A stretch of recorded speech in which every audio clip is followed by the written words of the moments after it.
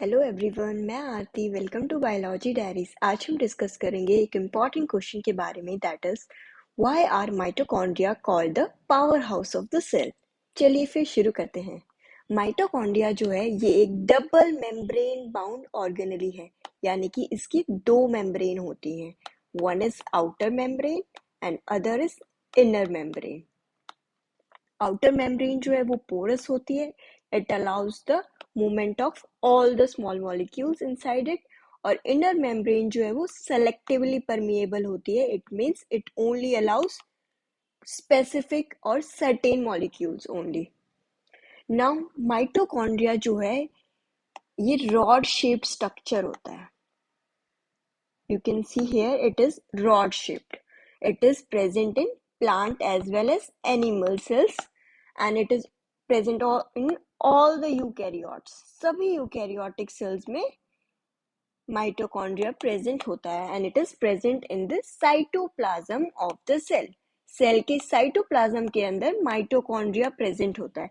कितने नंबर में mitochondria present होगा वो सेल की फिजियोलॉजी की एंड मेटाबॉलिक एक्टिविटीज पे डिपेंड करता है। अगर सेल को बहुत सारे फंक्शंस परफॉर्म करने हैं तो उसको बहुत सारी एनर्जी की रिक्वायरमेंट होगी, देन उसमें बहुत सारे माइटोकॉन्ड्रिया प्रेजेंट होंगे। And the singular form of mitochondria is mitochondrion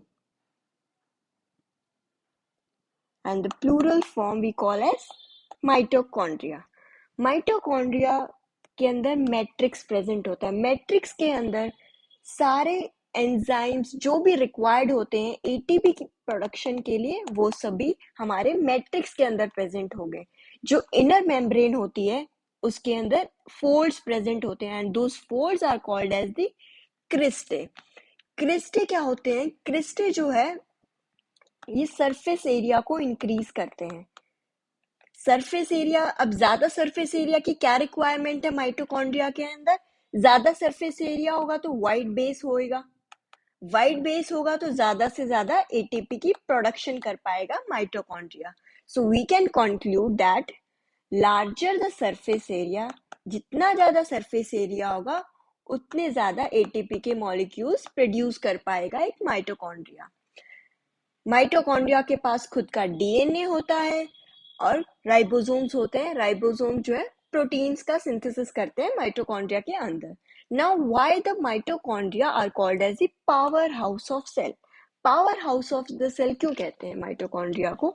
mitochondria जो है एक सेल की 90% ऑफ द एनर्जी प्रोडक्शन करता है, and it is involve in releasing the energy from the food. It means जो भी हम फूड खाते हैं उसी से माइटोकॉन्ड्रिया एनर्जी लेके उसको एक यूजेबल फॉर्म ऑफ एनर्जी में कन्वर्ट करता है, that is in the form of ATP. ATP is the energy currency of the cell and it stands for adenosine triphosphate. Now let's see, digestion के दौरान जो भी हम फूड इनटेक करते हैं, then it gets broken down into small molecules. Then those small molecules, the broken down products जो है वो हमारे सेल के साइटोप्लाज्म के अंदर एंटर करते हैं। साइटोप्लाज्म के अंदर केमिकल रिएक्शंस होती हैं बहुत सारी उस फूड के साथ। then there is a production of the two molecules of the ATP in the cell.